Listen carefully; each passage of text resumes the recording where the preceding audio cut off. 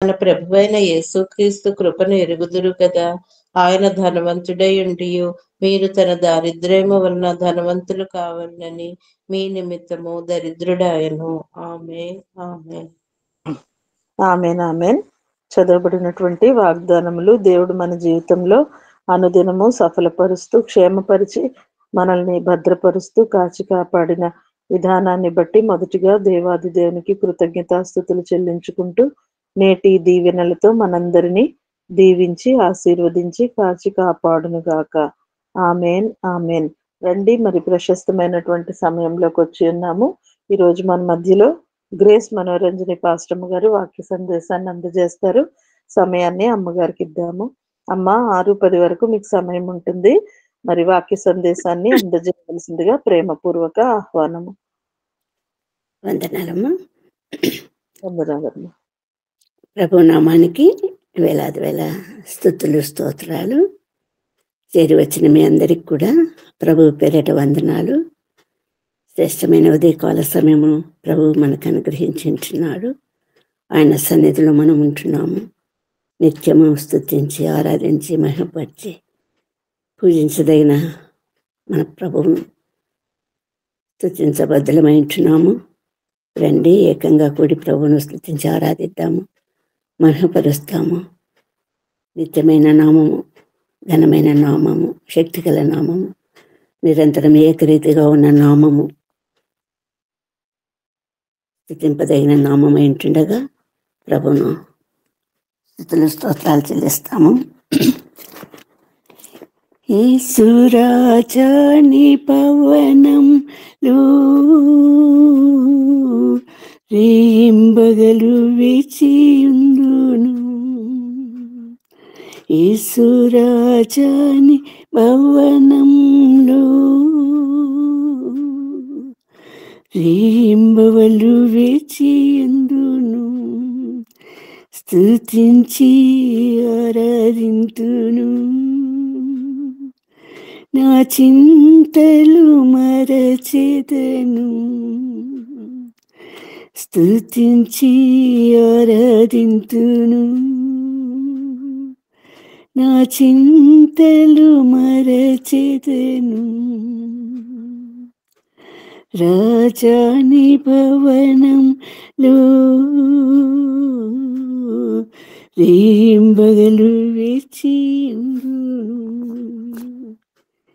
కనికరం కలిగిన పరలోకపు తండ్రి, మనకు ఆయన పరిశుద్ధ సన్నిధి నిత్యం అనుగ్రహిస్తుండగా ప్రతి దినము ఉదయకాల సమయమున దైవ సందేశం వలన ఆత్మలో బలపడుతూ స్థిరపడుతూ ప్రభువునందు సంతోషిస్తూ ఆనందించు వారమై ఉంటుండగా ఆ ప్రభువు నామమునికి స్తుతులు స్తోత్రాలు.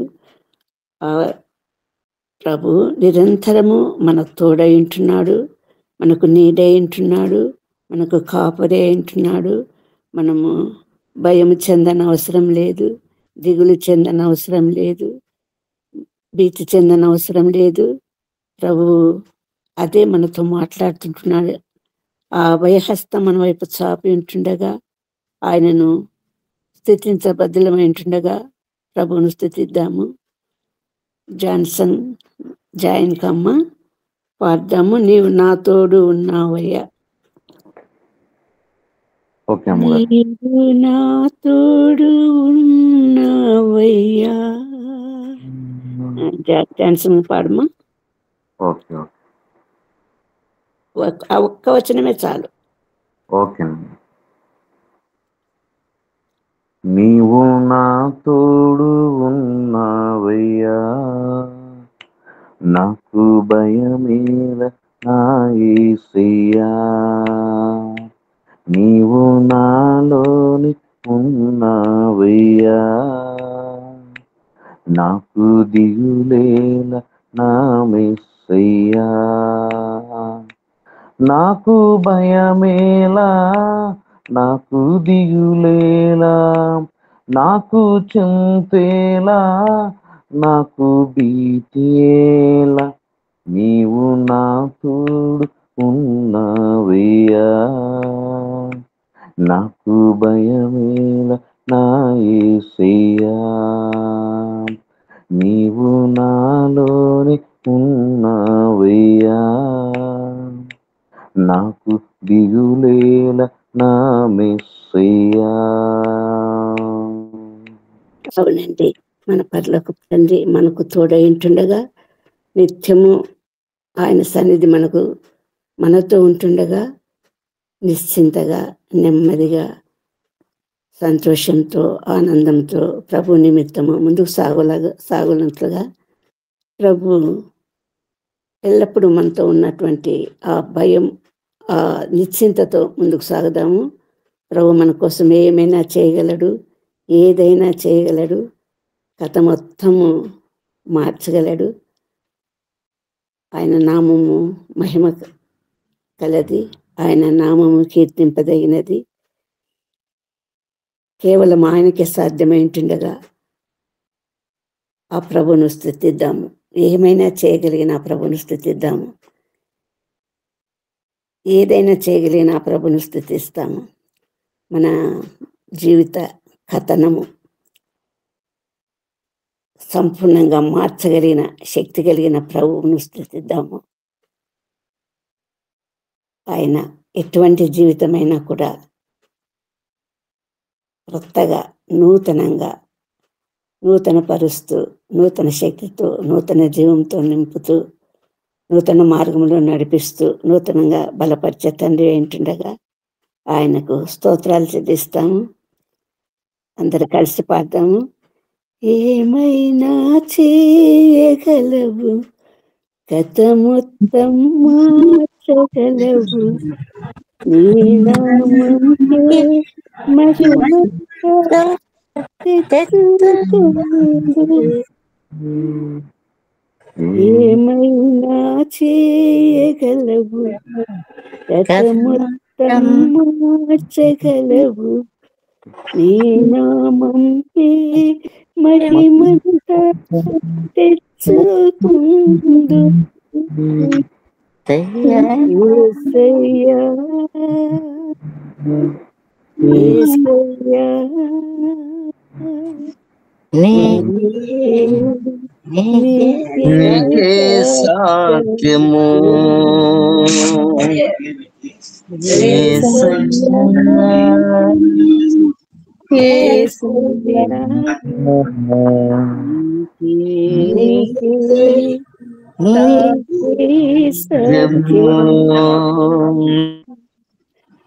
ఏమైనా చేయగలవు, కథ మొత్తం మార్చగలవు,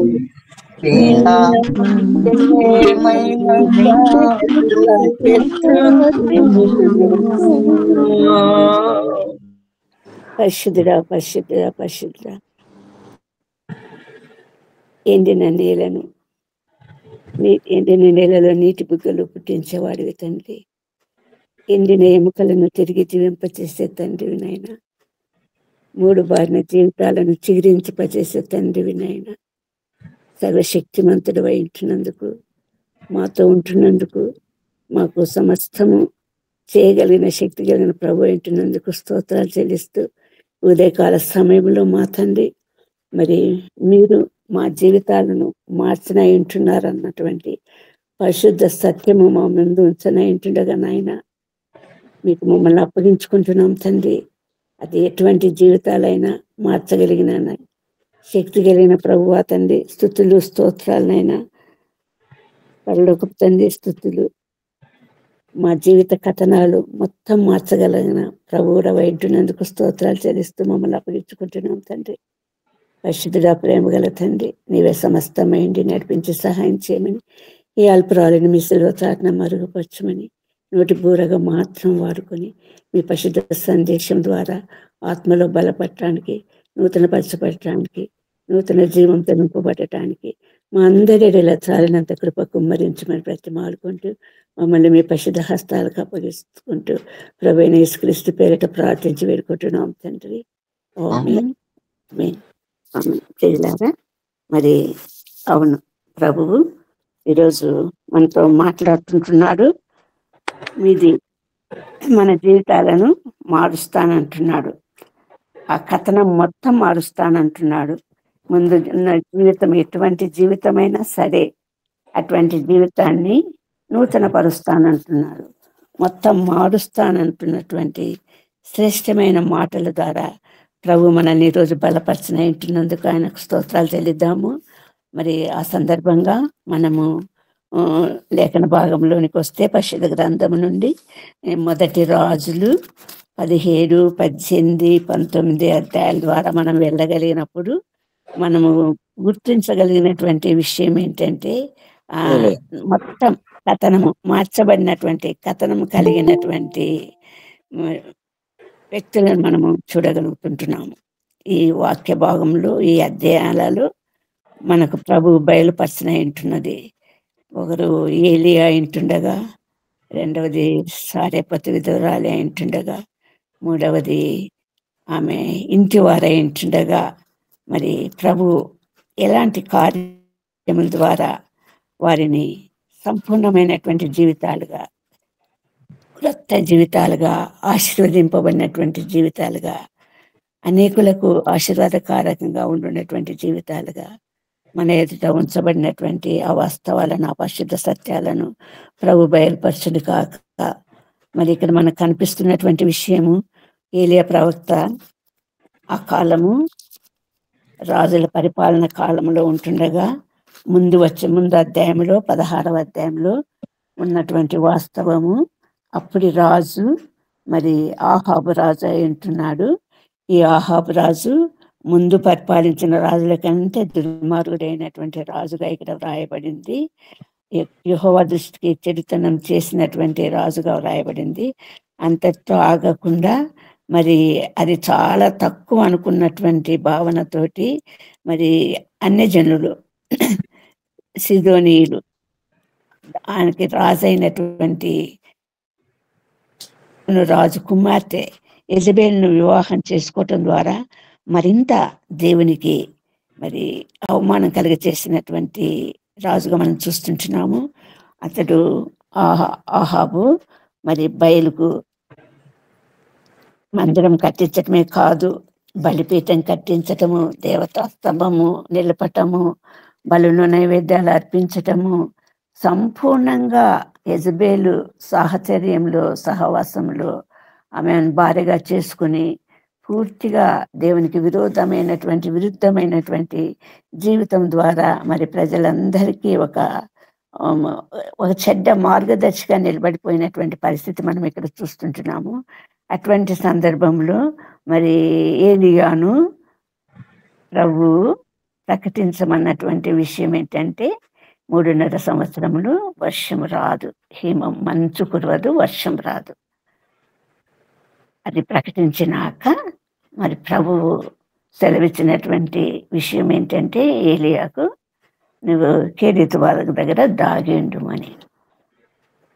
అక్కడ మరి ఎంతకాలము అన్నది మనకు స్పష్టంగా కాకపోయినా మనకు అర్థమవుతున్నటువంటి ఒక విషయము, చాలా కాలమే కాకోలంతో రొట్టె మాంసం పంపటము, ఆ కేరీతు వాగు నీళ్లు తాగుతూ ప్రభు సన్నిధిలో గడిపినటువంటి ఏలియాను మనం చూస్తుంటున్నాము. ఆ వాగు ఎండిపోయినాక మరి ఎక్కడికి నడిపించాడు మనకందరికీ తెలిసిన భాగమే అయినప్పటికీ ఇందులో విశిష్టత ఉన్నటువంటి విషయాన్ని మాత్రము మనము జ్ఞాపకంలోకి తెచ్చుకుందాము. సారెపతు విధవరాల దగ్గరికి నడిపించాడు ప్రభువు. ఎవరిని? మరి ఏలియాను. ఇంతవరకు రొట్టె మాంసము వాగునీటితోటి కరువు కాలం అంతా కూడా మరి ఎందుకంటే ఆయన కరువులో వారి సజీవులుగా కాపాడటానికి, ఆయన ఎందు భయభక్తులు గల వారిని కాపాడటానికి ఎల్లప్పుడూ ప్రభు సిద్ధంగా ఉంటున్నాడు. ఎట్టి పరిస్థితుల్లోనూ ఆ కరువు బాధితులుగా ప్రభు తన బిడ్డలను నిలవబెట్టడానికి ఇష్టపడడు. ఖచ్చితంగా వారిని పోషించే మార్గము, మరి సమృద్ధికరమైనటువంటి జీవితంలోకి నడిపించే మార్గంలో ప్రభు వారిని నడిపిస్తాడు. ఇక్కడ సారెపతు విధవరాల దగ్గరికి నడిపించినటువంటి విషయం మనం చూస్తుంటున్నాము. 17వ అధ్యాయం అంతట్లో కూడా శ్రేష్టమైన సంగతులు రాయబడి ఉన్నటువంటి విషయం మనకు కనిపిస్తుంది. ఇక్కడ చూస్తున్నటువంటి విషయం ఏంటంటే సారెపతు విధవరాల దగ్గరికి వెళ్ళినప్పటి పరిస్థితులలో అక్కడ ఆ విధవరాలు మరి ఊరికి ఎవరి యొద్దని, అంటే బహుశా ఆమె ఇల్లు చాలా దగ్గరలోనే ఉండిండొచ్చు. ఆయన ఏలియాని ఎదుర్కొనటం జరిగింది. ఏలియా ఆమెను కొంచెం దాహానికి నీళ్ళు ఇమ్మటం జరిగింది. మరి అదే చేత్తో ఒక రొట్టె ముక్క అడగటం జరిగింది. ఆ స్థితిలో ఆమె దగ్గర రొట్టె ముక్క లేదు. అదే విషయాన్ని విన్నవించడం జరిగింది. మనకందరికీ తెలిసిన విషయం అది. కానీ ఏలియా చెప్పిన విధంగా ఆమె లోబడి మరి ఆయనకు రొట్టె ముక్క, మొదటి అప్పము తీసుకుని మరి ఏలియాకు అందించడం వలన శ్రేష్టమైనటువంటి ఆశీర్వాదం పొందగలిగింది. ఆ కరువు కాలం అంతా కూడా ఆమె దగ్గర ఉన్నది మరి పిడికెడు పిండి, పట్టెడు పిండి, బుడ్డిలో కొంచెం నూనె. మరి అదే కరువు కాలం అంతా కూడా ఏలియాను పోషించటానికి, మరి విధవరాలి కుటుంబం తన కుమారుని పోషించటానికి, తన ఇంటి వారిని పోషించటానికి ప్రభు సహాయం చేసి ఉంటున్నాడు. ముందు జీవితం ఏంటి, సారేపతు జీవితం ఏంటి, ఇప్పుడు ఉన్నటువంటి జీవితం ఏంటి, 3.5 సంవత్సరముల కరువు కాలం అంతా కూడా అది ఎటువంటి ఆహారం అన్నట్లు మనకు ప్రభు స్పష్టం చేస్తున్నాడంటే, ఆనాడు ఇశ్రాయేలీలకు కురిపించిన మన్నా లాగా వారు ఆ మన్నాను మరి రొట్టెగా విసిరి దంచి కాల్చుకొని తిన్నప్పుడు అది నూనెతో కాల్చినటువంటి అప్పడాలాగా, అప్పములాగా చాలా రుచిగా ఉన్నట్లు మనకు వాక్యం ద్వారా మనకు స్పష్టమైనటువంటి విషయము. ఇక్కడ కూడా అటువంటి మన్నాలాగా మరి ఆ 3.5 సంవత్సరములు ఏలియాకును, సారెపతు విధవరాలికిని, ఆమె కుమారునికిని, ఇతరులకును రాహాబు వేశ్య ద్వారా మరి రక్షణ ఎలా లభించిందో, సారెపతు విధవరాలికి ఆమె చేసినటువంటి ఆ ఉపకారం ద్వారా, ఆ మేలు ద్వారా మరి సంపూర్ణమైనటువంటి ఒక శ్రేష్టమైనటువంటి ఆశీర్వాదకరమైనటువంటి జీవితాన్ని దేవుడు అనుగ్రహించుంటున్నాడు. జీవితాన్ని మొత్తం మార్చేసి ఉంటున్నాడు. ఆ జీవిత గమ్యాన్ని మార్చేసి ఉంటున్నాడు. సంపూర్ణంగా ఏలియాతో, దైవజనునితో సహవాసము ఏర్పరచబడింది. మేడ మీద గదిలోనే ఏలియా ఉంటున్నాడు. మరి ఆ ఏలియా పోషింపబడటమే కాదు, పిండి తక్కువ కాలేదు, నూనె తక్కువ కాలేదు. ఆ ఇంటి వారంతా కూడా పోషింపబడుతూ ఉన్నారు. బహుశా ఆమెకున్న బంధువులంతా కూడా ఆమె దగ్గర చేరి ఉండవచ్చు. అటువంటి సందర్భంలో మరి యెహోవా గొప్ప ఆశీర్వాదకరమైనటువంటి జీవితాన్ని, ముందున్న జీవితానికి విభిన్నంగా, విరుద్ధంగా, వేరుగా సారెపతు విధవరాలి యొక్క జీవితాన్ని మార్చినటువంటి పరిస్థితి మనం చూస్తుంటున్నాము. అవును, ప్రభువు ఉద్దేశించినటువంటి ప్రకారము, ఆశించినటువంటి ప్రకారము ఆయన చిత్తానుసారంగా ముందుకు నడవటం ద్వారా గొప్ప గొప్ప ఆశీర్వాదకరమైనటువంటి జీవితాలు, మార్చబడినటువంటి జీవితాలు ప్రభు అనుగ్రహించడానికి ఎల్లప్పుడూ సిద్ధంగా ఉంటాడు. ఏలియా కూడా అంతవరకు కాకోలంతో పంపబడినటువంటి రొట్టె మాంసం తిన్నటువంటి ఏలియా ఈ 3.5 సంవత్సరాలు కూడా ఆ మన్నాంతో పోషింపబడినటువంటి జీవితంలో మరి వారితో కలిసి జీవించినటువంటి జీవితం మనకు కనిపిస్తూ ఉంది. పైగా మరి అక్కడ సారెపతు విధవరాలు గురించినటువంటి వాస్తవం మనము గ్రహించాలంటే, ప్రభు యొక్క ఉద్దేశము గురించి అంటే మరి మనము 2వ కొరింథీ పత్రిక 9వ అధ్యాయము 10వ వచనం నుండి చూస్తే అక్కడ కనిపిస్తున్నటువంటి విషయం చూడండి.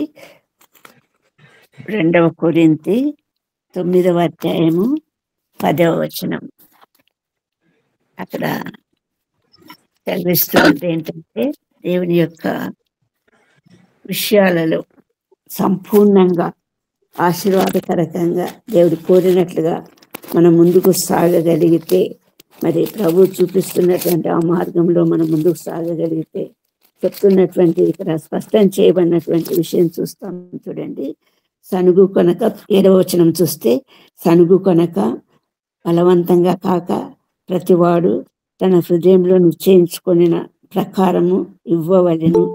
దేవుడు ఉత్సాహంగా ఇచ్చువానిని ప్రేమించును, మరియు అన్నిటి యందు ఎల్లప్పుడూ యెహోవా మీకు సర్వ సమృద్ధి కలవాడై ఉత్తమమైన ప్రతి కార్యం చేయుటకు దేవుడు మీ ఎడల సమస్త విధములైన కృప విస్తరింపచేయును. ఎప్పుడైతే సంపూర్ణమైనటువంటి సిద్ధపాటు మనసుతోటి దానికి లోబడి, నిజానికి చెప్పాలంటే అది ఆఖరి రోజు విధవరాలికి కనీసము తన కుమారునికైనా ఆ పట్టెడు పిండితో రొట్టె చేసుకోవటం ద్వారా, తినబెట్టడం ద్వారా ఆ తృప్తి పొందాలనుకున్నది. చనిపోకముందు అది తినాలనుకున్నది. కొడుకుకు పెట్టి తను తిని చనిపోవాలనుకున్నది. ఆమె ఉద్దేశం అది ఆఖరి రోజుగా నిర్దేశింపబడినట్లుగా ఆమె భావిస్తూ ఉంది. ఇంకా లేదు, కరువు సమృద్ధి సంపూర్ణంగా ఆవహించింది, వర్షం లేదు, మంచు లేదు, మొలక విత్తనాలు లేదు, ధాన్యం పండటం లేదు, కూరగాయలు లేవు, ఆకుకూరలు ఏది లేదు, ఒక పిండి మాత్రమే ఉంది. అది కూడా పట్టెడు పిండి, కొంచెము నూనె, అప్పం కాల్చుకోవటానికి సరిపడ్డ నూనె మాత్రమే అక్కడ కనిపిస్తూ ఉంది.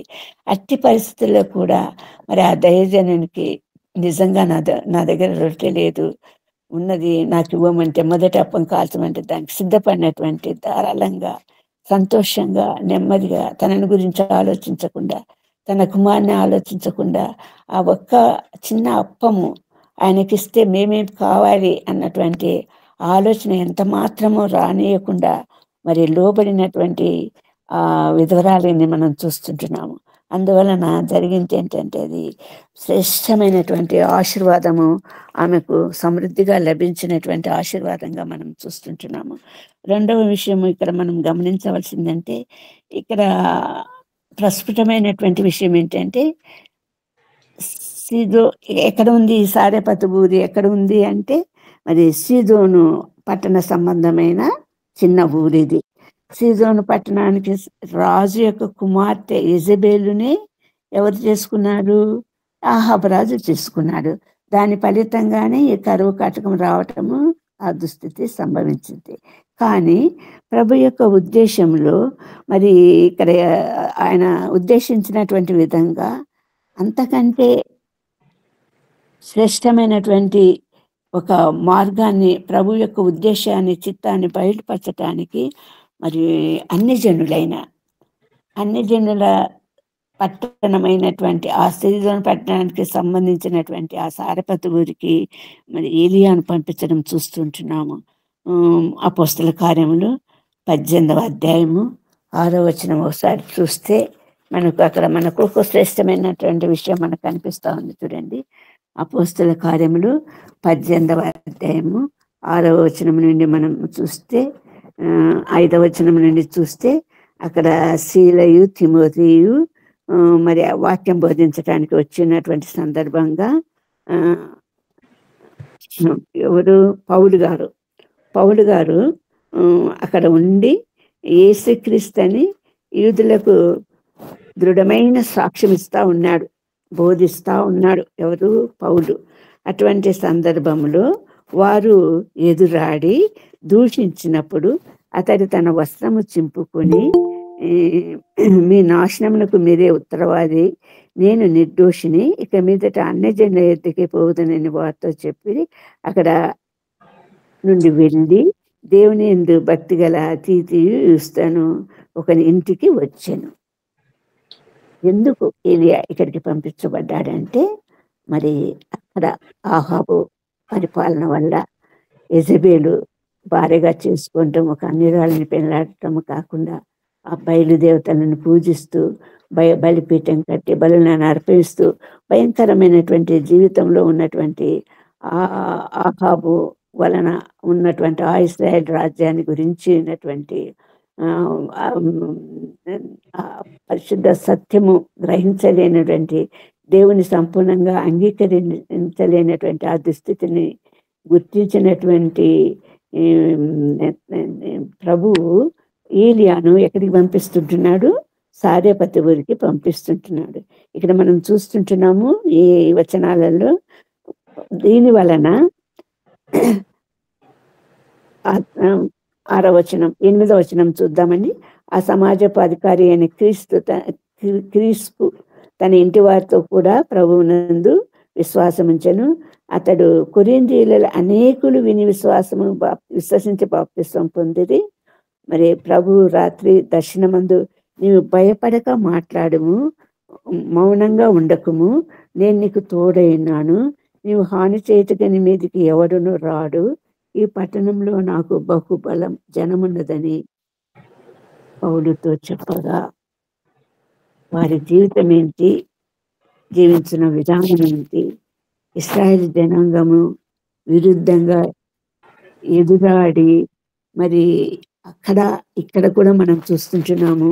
ప్రభువుని అంగీకరించినటువంటి పరిస్థితి వలన ప్రభు ఎక్కడికి పంపిస్తుంటున్నాడంటే పౌలును అన్యజనుల మధ్యకి పంపిస్తున్నాడు. ఇక్కడ ఏలియాను మరి సీదోను పట్టణానికి పంపించినటువంటి సారెపతు ఊరికి పంపించినటువంటి వాస్తవికత మనం చూస్తుంటున్నాము. కాబట్టి ప్రభు ఎల్లప్పుడూ కూడా ఒక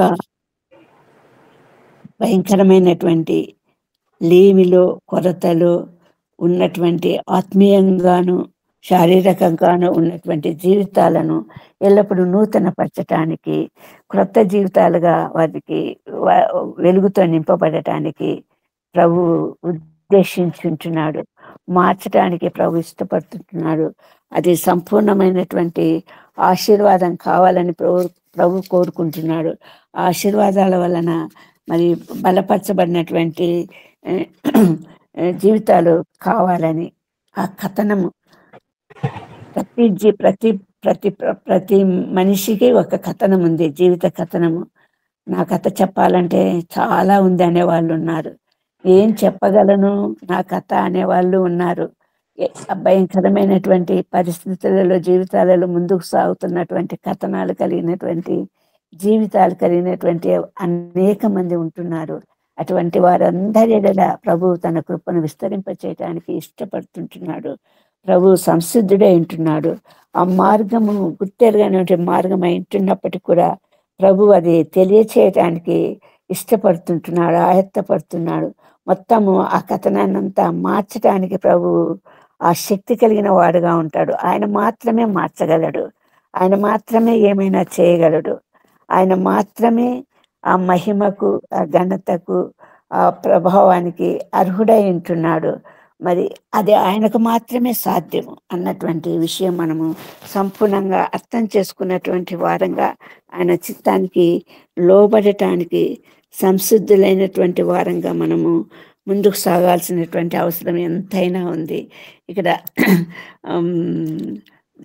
ఇందువలన మరి మార్చబడినటువంటి జీవితాలుగా ఏలియా సంపూర్ణంగా కరువును ప్రకటించినాక దేవుని చేత నడిపించబడ్డాడు. ఎక్కడికి? కెరీతు వాగు దగ్గరికి నడిపించబడ్డాడు. అక్కడ పోషింపబడ్డాడు. పోషింపబడినటువంటి ఏలియా సారెపతు ఊరికి నడిపించబడ్డాడు. అక్కడ మరి దేవుని యొక్క శ్రేష్టమైనటువంటి మన్నాను పోలినటువంటి ఆహారం చేత పోషించబడటానికి కృప చూపించున్నాడు. అన్నిటికంటే మరీ ఆశ్చర్యకరమైనటువంటి విషయం ఏంటంటే ఆ ఏలియా వారితో ఉన్నప్పుడు మరి ఆ సారెపతు విధురాలి కుమారుడు చనిపోవటం జరిగింది, తన స్వాస్థ్యం కోల్పోవటం జరిగింది. మరి చాలా దుఃఖపూరితమైనటువంటి బాధతో కూడినటువంటి వేదనతో కూడినటువంటి కాలము సమయము ఆమెకు ఆసన్నమైనప్పుడు ఏలియా మరి ఆ కుమార్ని చనిపోయిన కుమార్ని తిరిగి జీవింపచేయటం జరిగింది. ఆమె స్వాస్థ్యాన్ని తిరిగి పొందగలగటం జరిగింది. కుమారుడు యెహోవా అనుగ్రహించు స్వాస్థ్యము, గర్భఫలం ఆయన ఇచ్చు బహుమానము. ఆ స్వాస్థ్యము కోల్పోయినటువంటి స్థితిలో ఉన్నటువంటి ఆమెను తిరిగి ఆమెకు క్రొత్త జీవితాన్ని ప్రభు ఆమె కుమారుని బ్రతికించటం ద్వారా ఇచ్చినట్లు మనకు కనిపిస్తూ ఉంది. ఇటువంటి ఈ ఆశీర్వాదకరమైనటువంటి జీవితము ఆ సీదోను పట్టణంలో ఉన్న సారెపతు ఊరిలో ఉన్నటువంటి అనేకులకు, తనకు సంబంధించిన వాళ్ళందరికీ కూడా మరి ప్రాప్తమై ఉన్నట్లు, ఒక నూతన అనుభవంలోనికి వారంతా నడిపించబడినట్లు ఎంత సంతోషమై ఉంటుంది, ఎంత ఆనందము.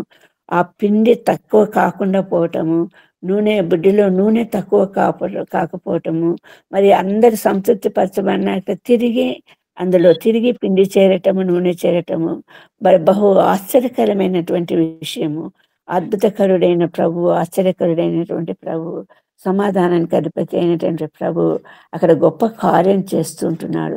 ఇశ్రాయేలీయులు కోల్పోయినటువంటి ఆ స్థితిని ఇక్కడ వీరి ద్వారా మరి జ్ఞాపకం చేసుకోవటానికి యేసుక్రీస్తు ప్రభువు అటువంటి స్థితి కోల్పోతే ఎటువంటి అధమ పాతాళానికి మనం పోతాము అన్నటువంటి వాస్తవాన్ని సారేపతి విధవరాలు ఏలియాను పంపటం ద్వారా, ఏలియాను విశ్వసించడం ద్వారా, అమ్మ నీ పిండి తక్కువ కాదు, నీ నూనె తక్కువ కాదు, కరువు కాలమంతా నువ్వు పోషింపబడతావు అన్నటువంటి ఆ విషయాన్ని నమ్మినటువంటి ఆ విధవరాలు దానికి లోబడింది.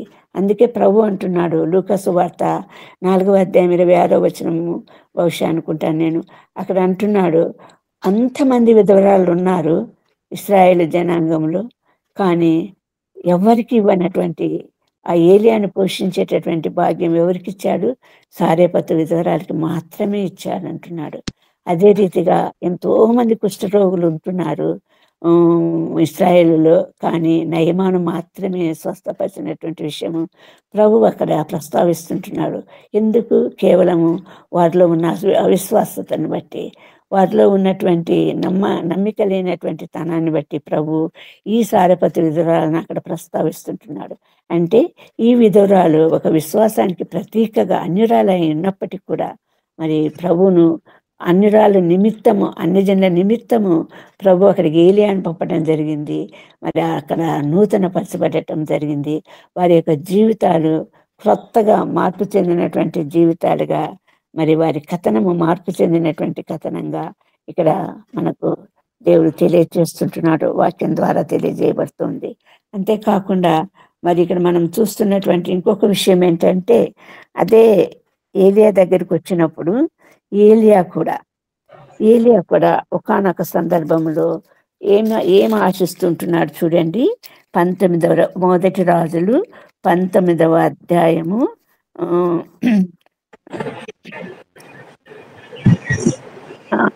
4వ వచనం. 1 రాజులు 19వ అధ్యాయము 4వ వచనము. తాను ఒక దిన ప్రయాణం అరణ్యంలోకి పోయి ఒక బదిరి వృక్షం కింద కూర్చుండి మరణాపేక్ష కలవాడై, యెహోవా నా పితరుల కంటే నేను ఎక్కువ వాడను కాను, ఇంత మటుకు చాలును, నా ప్రాణము తీసుకొను అని ప్రార్థన చేశాను. ఇక్కడ కూడా ఏలియా ఒక స్థితికి వచ్చేసి ఉంటున్నాడు. ఏం జరిగింది మనకు తెలుసు బాగా. మరి ఈ యెజబెలు బయలు ప్రవక్తలను ఆధారంగా తీసుకొని రాజ్యమంతా వ్యాపింపజేసి బయలు పూజను జరిపిస్తూ దేవుని యొక్క ప్రవక్తలను చంపించడము జరిగింది. అటువంటి సందర్భంలో ఏలియా రోషం కలవాడై మరి ఆ బలిని సిద్ధం చేసి సవాలు విసిరి మరి దేవుని అగ్ని భయంకరంగా ఆ బలి పశు యొక్క మాంసము తడిసి ముద్దై ఉంటున్న సందర్భంలో, నీరు ఏరులే పారుతున్నటువంటి సందర్భంలో అగ్ని ఆకాశం నుండి దిగి వచ్చి దహనబలి పశువును దహింపచేసినటువంటి వాస్తవం మనకందరికీ తెలుసు. అట్టి సందర్భంలో యెజబెలు ఏం నిశ్చయించుకుందంటే, చాలా కోపగించుకొని ఇలాగే నీకు జరుగుతుంది, రేపు ఈ వేళకు నీ ప్రాణం నీది కాదు అన్నటువంటి నా దేవుడు అంటుంది. ఆ బయలుదేవతను నమ్మినటువంటి యెజబెలు ఆ బయలుదేవత ఏలియాకు కీడు చేస్తాడని, చచ్చిపోతాడని, చంపిస్తానని సవాలు విసురుతున్నటువంటి సందర్భంగా మరి ఎక్కడికి పోయాడంటే ఏలియా దేవుని దగ్గరికి పారిపోయి బదిరి వృక్షం కింద కూర్చోండి, చాలు ప్రభువా నా ప్రాణం తీసుకో, నాకు ఇంత మటుకు చాలు అని ప్రార్థన చేసినప్పుడు దేవుని యొక్క ఉద్దేశము చాలా గొప్పదే ఉంటున్నది.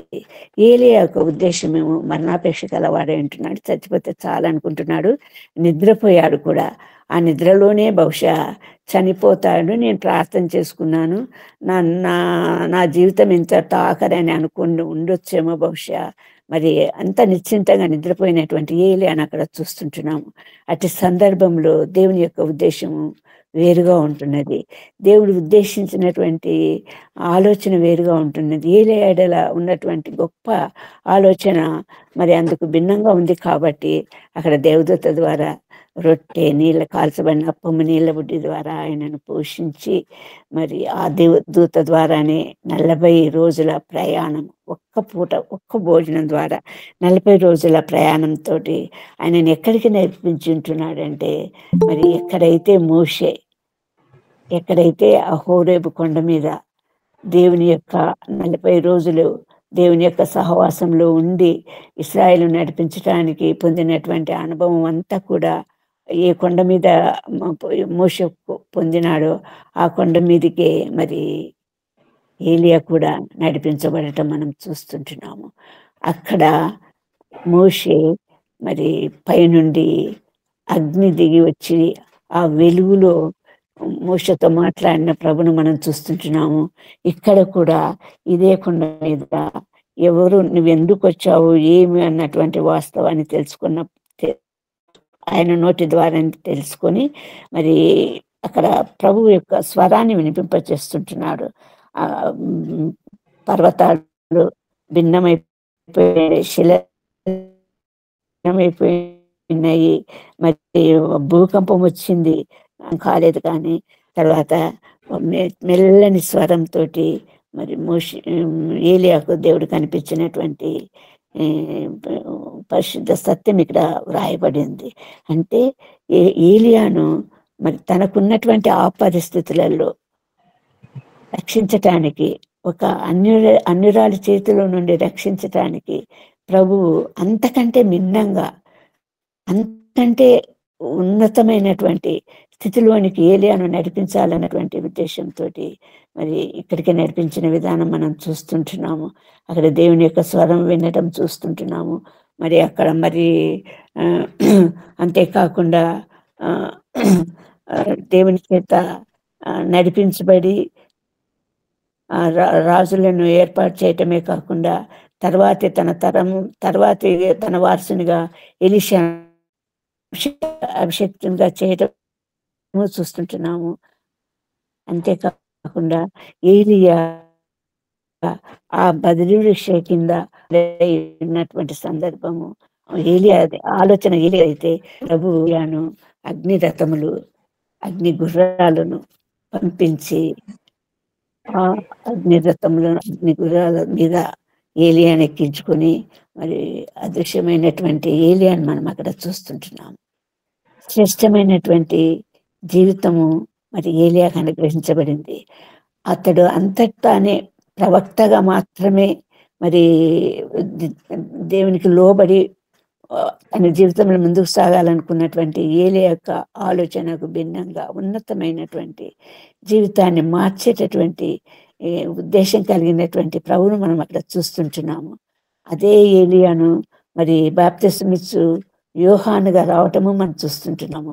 అదే ఏలియాను అదే మోషేతో సహా రూపాంతర కొండ మీద మరి మహిమకరమైనటువంటి తెల్లని దగదగలాడు వస్త్రములతో కూడి ప్రభు యొక్క నిర్గమన గురించి మాట్లాడుకున్నటువంటి యేసుక్రీస్తు ప్రభువును, మోషేను, మరి ఏలియాను మనం అక్కడ చూస్తుంటున్నాం.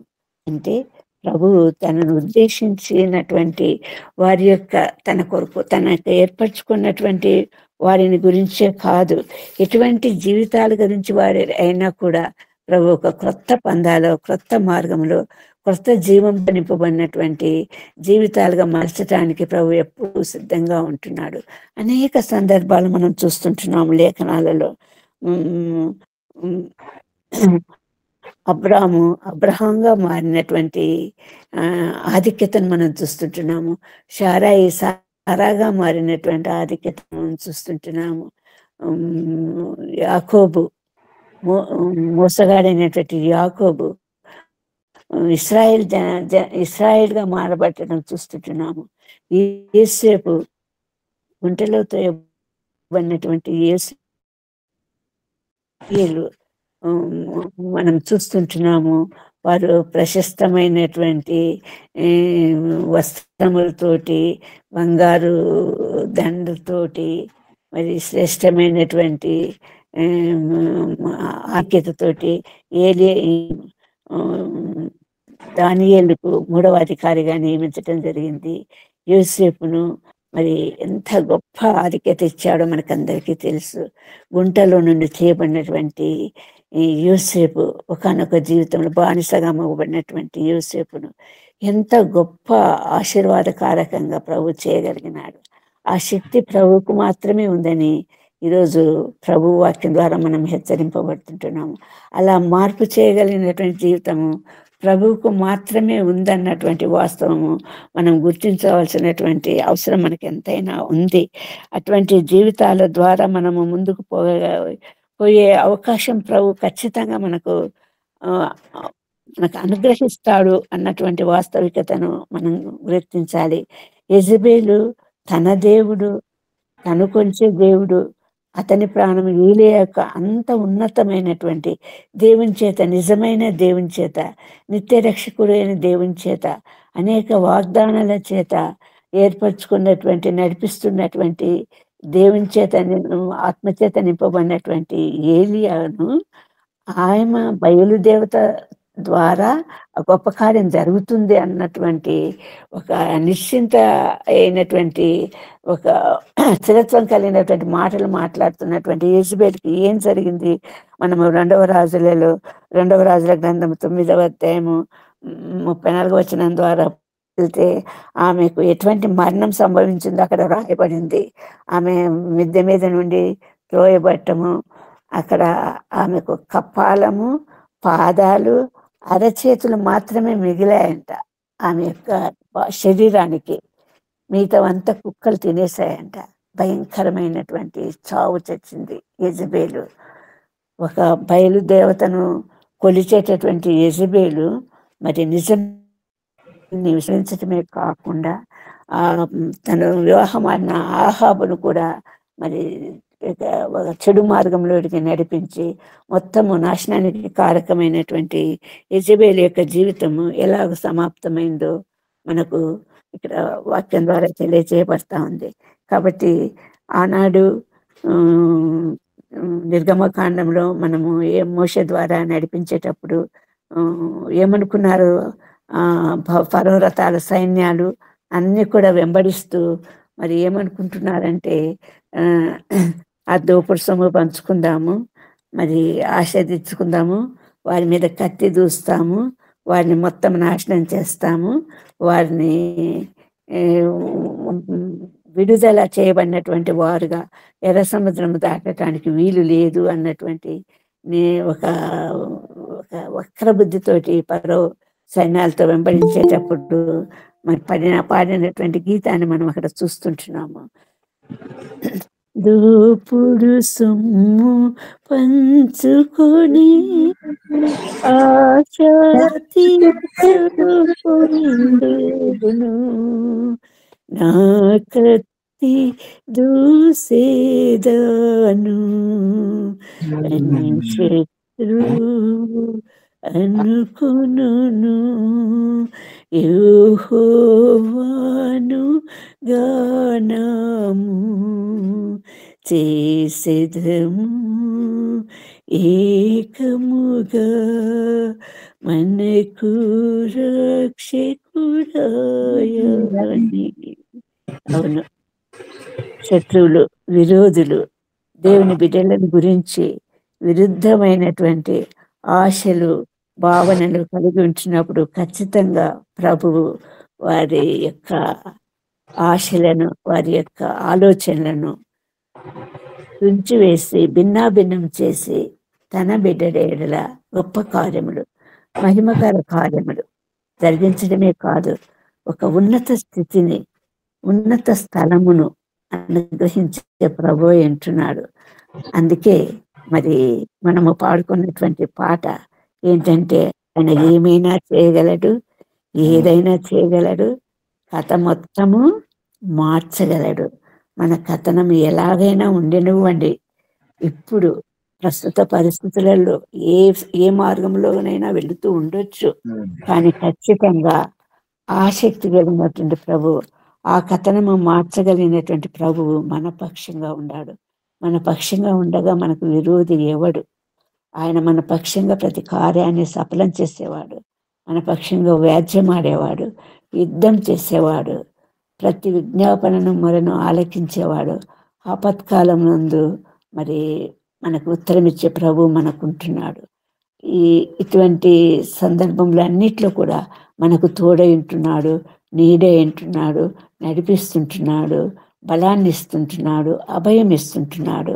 నేను తోడుగా ఉంటాను, నీడుగా ఉంటాను, భయపడకండి, భీతి చెందకండి, సర్వము సాధ్యమైంటున్నది, సర్వము సాధ్యమైంటున్న తండ్రి నేను నీకు తోడై ఉన్నాడని ఈరోజు ప్రభు మనతో మాట్లాడుతుంటున్నాడు.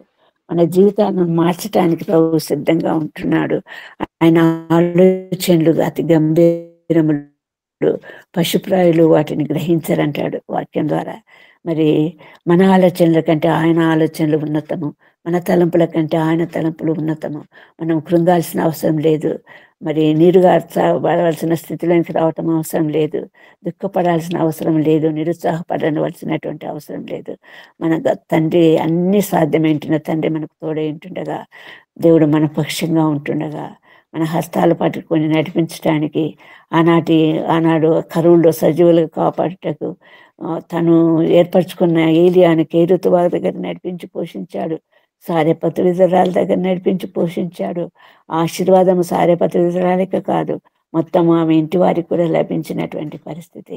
అటువంటి ప్రభు మనకు తోడై ఉండగా, మనకు నీడై ఉంటుండగా, సమస్తము సాధ్యం ఉంటుండగా, అట్టి ప్రభు మన హస్తాలు పట్టుకొని ముందుకు నడుస్తాడన్నటువంటి స్థిర నిశ్చయంతో ఆ నూతన బలం పొందినటువంటి వారంగా, నూతన జీవంతో కూడినటువంటి జీవంతో నిండిన వారంగా ఆ ప్రభు ఏర్పరచబోయే నూతన మార్గంలో నడిపించబడటానికి సంసిద్ధంగా మన జీవితాలలో ముందుకు సాగుదాము.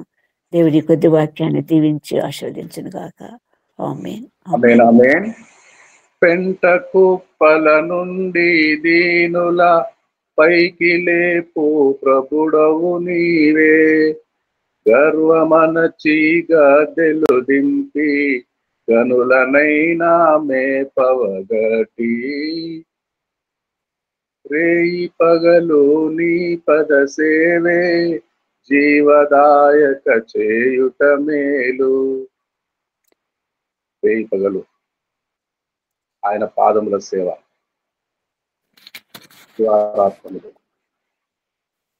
ఆయన ఏమైనా చేయగలడు.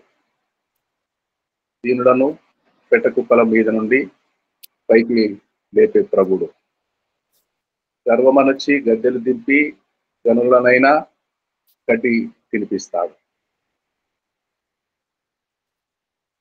తన మహిమను బట్టి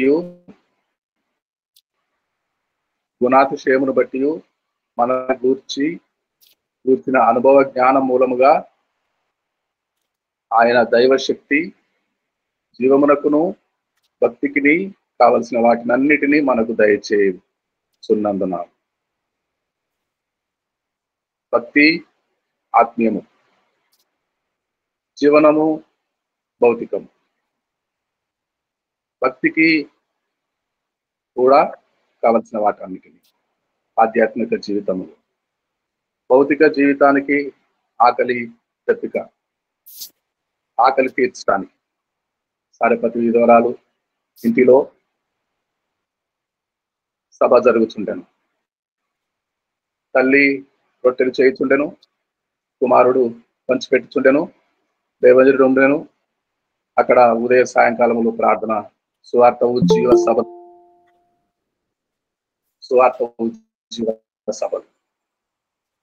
ఆ ఊరి వారంతా ఆమెకు బంధువులే. ఇంటి వారందరూ, అమ్మ ఇంటిలో రొట్టెలు ఉన్నాయి, భోజనం ఉన్నది, అమ్మ ఇంటికి వెళదాము అని ఆ ఇంటి వారందరూ కూడిరాగా దేవుడు వారందరినీ పోషించుండెను, కథ మొత్తం మార్చుండెను. ఏ ఇంటిలో ఆ ఇంటిలో సారెపతి విధవరాలు ఇల్లును పోలిన అనుభవమే ఉండను. అందరూ వారికి పిల్లలను పోషించుకోవటానికి పట్టెడు పిండి మాత్రమే ఉండెను. ఆ రాత్రి చనిపోదామని నిశ్చయించుకున్నారు. అటువంటి కథ మొత్తం మార్చే దేవుడు, స్వార్థ ఉద్యోగ సభలు నిర్వహించే దేవుడు, దేవుడికి స్తోత్రం కలుగును గాక. రండి ప్రార్థన చేసుకుందాము. మన మధ్యలో పైడే గారు ఉన్నారు ప్రార్థన చేయడానికి. పైడే గారు ఉన్నారా? అయ్యా ప్రైజ్ లార్డ్ సార్. ప్రార్థన చేయండి అయ్యా ఒక మాట. అయ్యా మహోన్నతుడ, మహాగణుడ, మహాపరిశుద్ధుడ, సర్వశక్తి సంపన్నుడ, శ్రుతులపై ఆసీనుడ, స్తోత్రకుడ, మీకు స్తోత్రం. ఈ ప్రశస్తమైన దినమందు మీ దీన సేవకుడైన మీ ఆత్మ చాటును మరుగుపరిచి నాతో మాతో